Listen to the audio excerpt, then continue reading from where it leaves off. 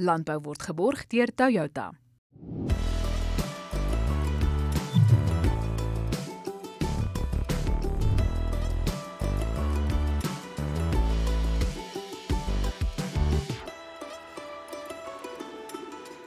Jy kyk en luister na Landbou op Pretoria FM saam met my Elsa Esterhuizen, baie welkom.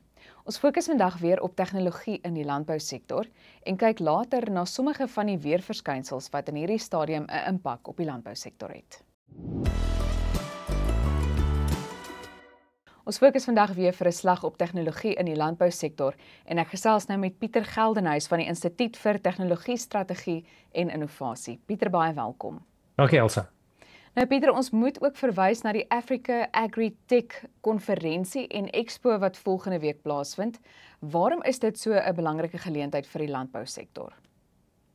Ons moet besef dat as ons na tegnologiese ontwikkelinge kyk en of boere dit wil weet of nie, kunsmatige intelligensie gaan elke aspek van ons hele samelewing raak in die volgende dekade of 2. Net soos wat elektrisiteit en diesel engines en rekenaars die wêreld verander het en elke enkele industrie verander het, so ook gaan kunsmatige intelligensie 'n massiewe impak op die wêreld van landbou hê. Daarom is dit belangrik dat die boere en natuurlik al die maatskappye wat in die landbousektor staan, 'n duidelike idee het van wat is die geleenthede wat tans besig is om te ontsluit en wat in die nabye toekoms boere gaan help om baie meer effektief te wees in hierdie baie kompeterende veld as ons na landbou veral in die konteks van internasionale kompetisie gaan kyk.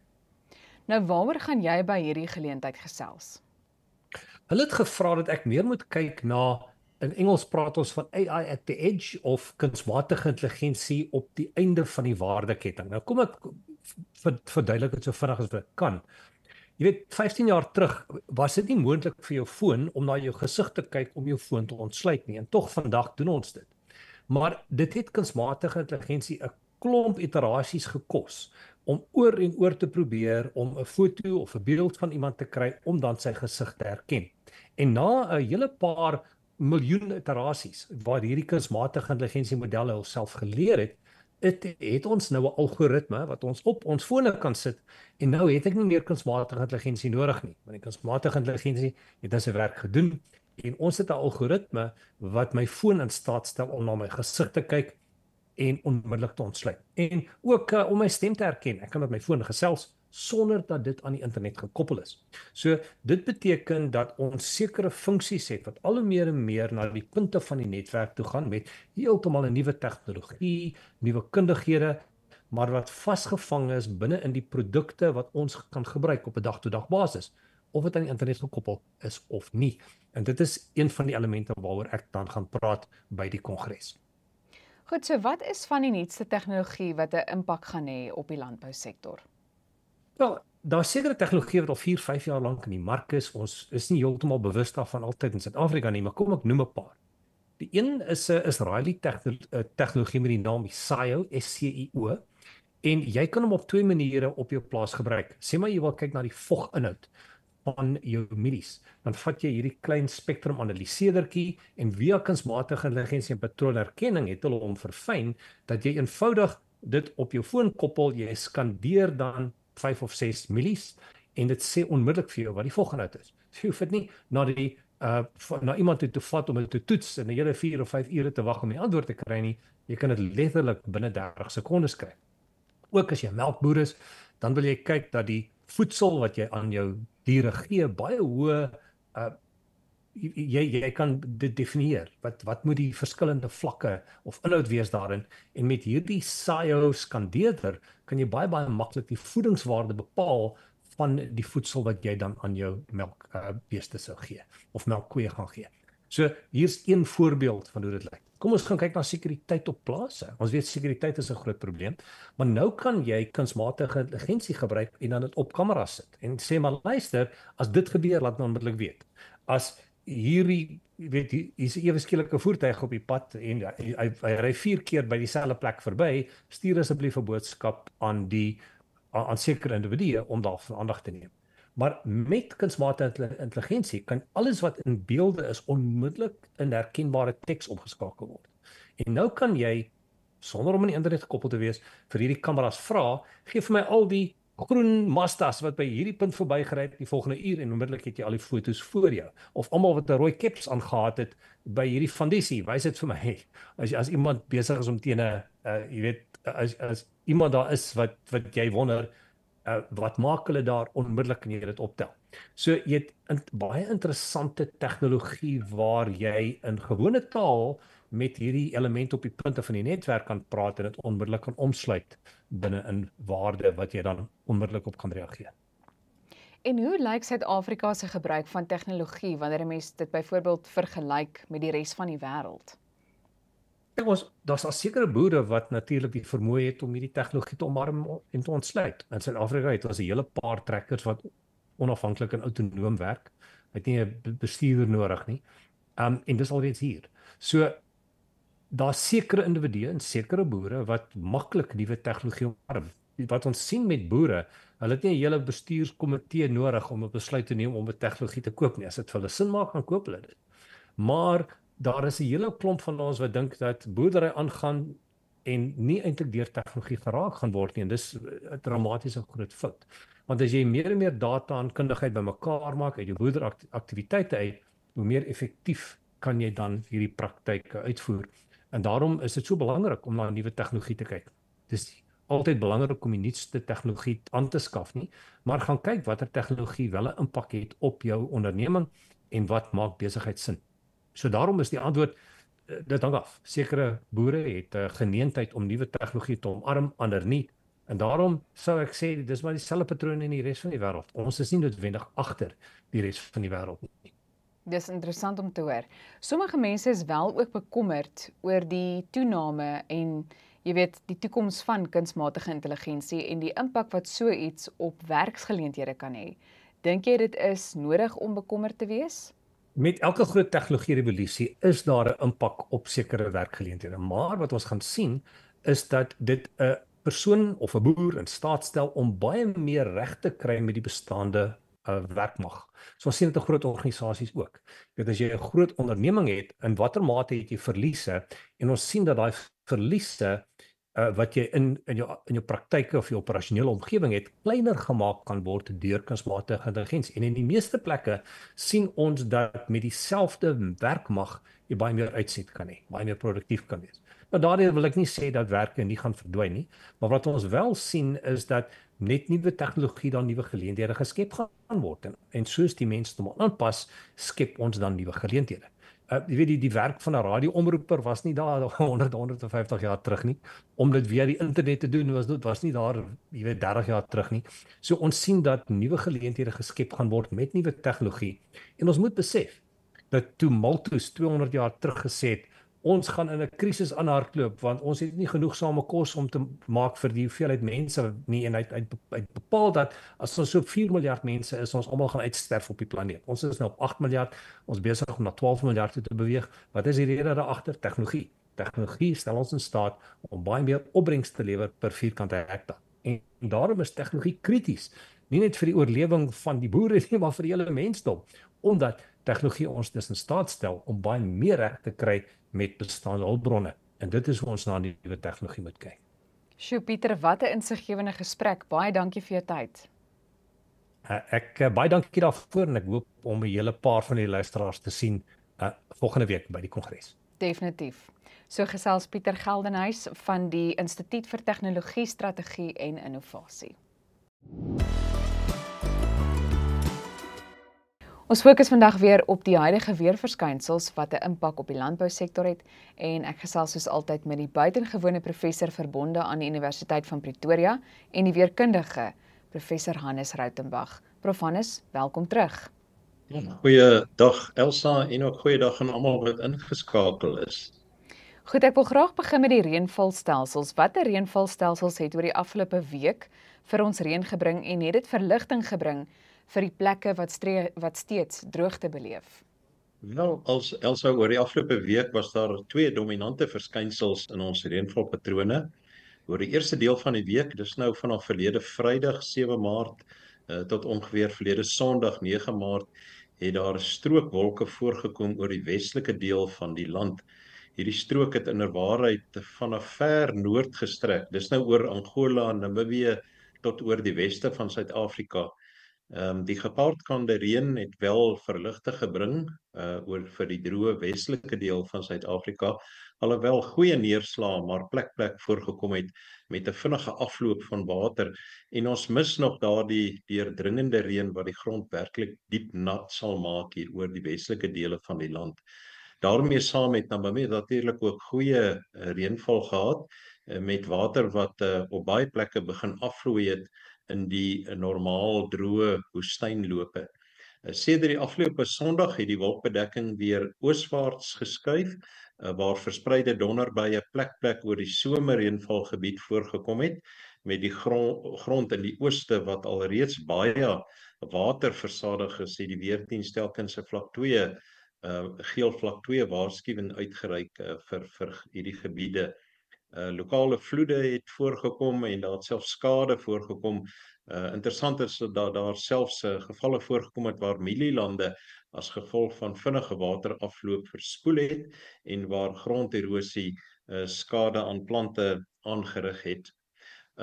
Dan is daar ook die tropiese storm Jude wat tot gister nog in die Mosambiek-kanaal geleef was. Die sikloon het goeie reën na ons buurstaat Mosambiek toe gebring. Daar word verwag dat Jude deur die loop van vandag teen baie hoë spoed vanaf Mosambiek reg oor die Mosambiek-kanaal tot in die suide van Madagaskar sal wegbeweeg. Dis teen 'n spoed van ongeveer 1000 km hierdie breedte van die Mosambiek-kanaal oor so 'n tydperk van 1 tot 2 dae. Hierdie skielike suidwaartse wegbeweeg van Jude kan toegeskryf word aan 'n sterk hoëdrukstelsel wat suid van Suid-Afrika verby gerig het en waarteen die tropiese storm toe spreekwoordelik gesê suidoostwaarts afgerol het. Saam met die hoëdruksel wat antikloksgewys roteer, kan Jude wat weer kloksgewys roteer veroorsaak dat nog baie vog vanaf die ooste na die somerreënvalgebied van Suid-Afrika oor die volgende paar dae sal invloei. Goed, so dit lyk asof ons nog reën kan verwag. Wat anders kan ons vir die volgende week verwag? Ja, ons moet in gedagte hou dat terwyl die tropiese storm Jude oor Mosambiek geleef was, het dit eerstens baie vog oor tropiese Afrika ingetrek.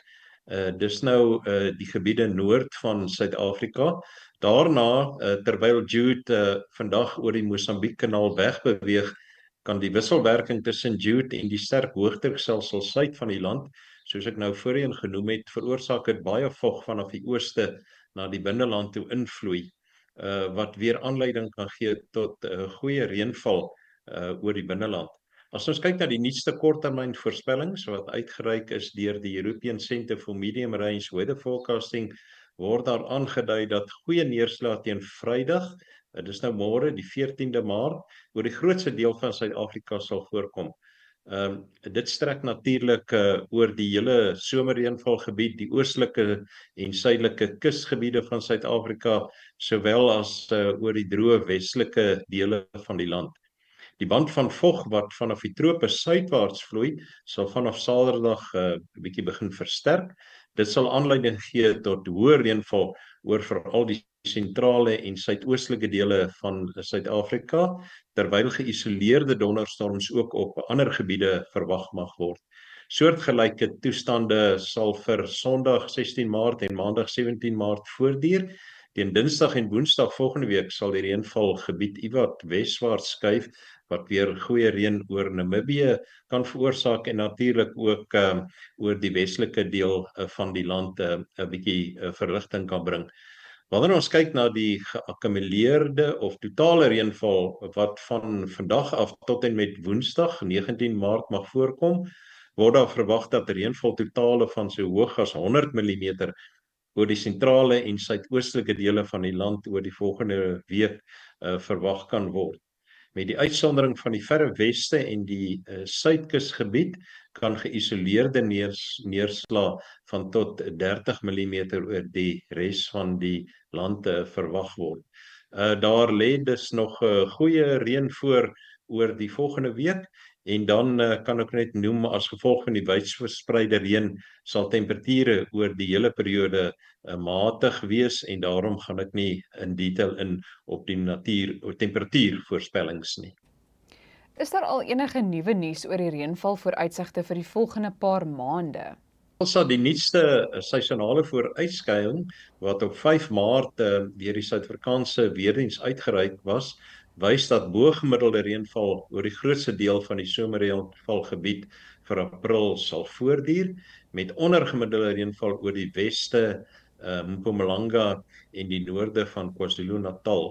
Teen Mei word verwag dat die reënval oor die noordooste van die land sal begin afneem tot ondergemiddelde toestande.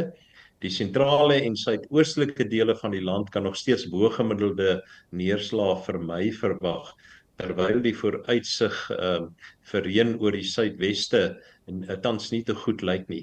Wanneer ons aanbeweeg na Junie toe, word met die uitsondering van KwaZulu-Natal ondergemiddelde reënval oor die hele land verwag.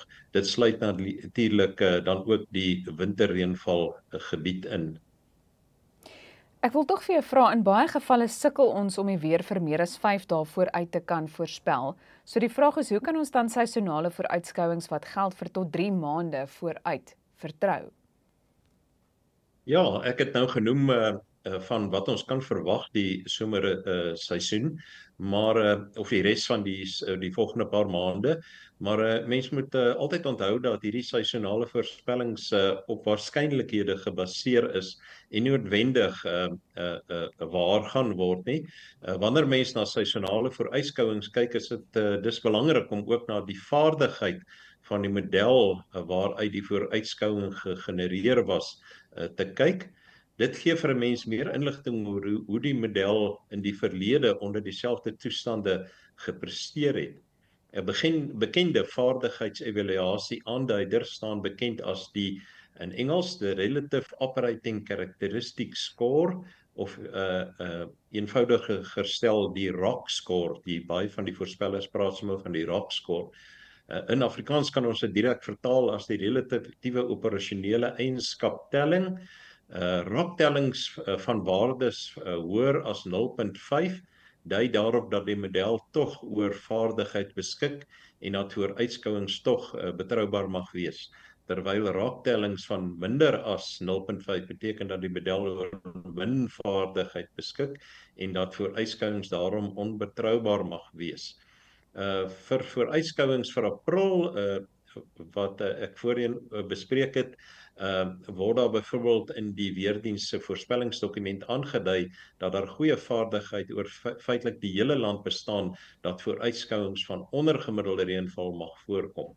Daarteen word aangetoon dat vooruitskouings van bo-gemiddelde reënval oor die grootste deel van die land onbetroubaar mag wees. En dis 'n baie belangrike punt wat ek hier noem, want daar word vir groot dele van die land nog steeds bo-normale reënval voorspel, alhoewel die ROC-tellings wys dat daar nie baie vaardigheid in die modelle is om dit te voorspel nie. Boere kan dus gerus na die bykomende ROC-telling kaarte kyk wanneer seisonale vooruitskouings geïnterpreteer word. ROC-tellings vir die maande Mei en Junie kom ook in die Weerdiens se seisonale voorspellingsdokument voor en soos genoem kan julle almal self daarna gaan kyk wanneer die vooruitskouing geïnterpreteer word. Wel Elsa, en daarmee sluit ek dan vandag se landbouklimaat bydra af. Baie dankie, dit was dan en daarmee ook die einde van vandag se program. Maak seker jy skakel môre weer in wanneer ek en jy weer saamboer. Tot dan hoop ek dat jy die res van jou dag sal geniet en ingeskakel sal bly op Pretoria FM.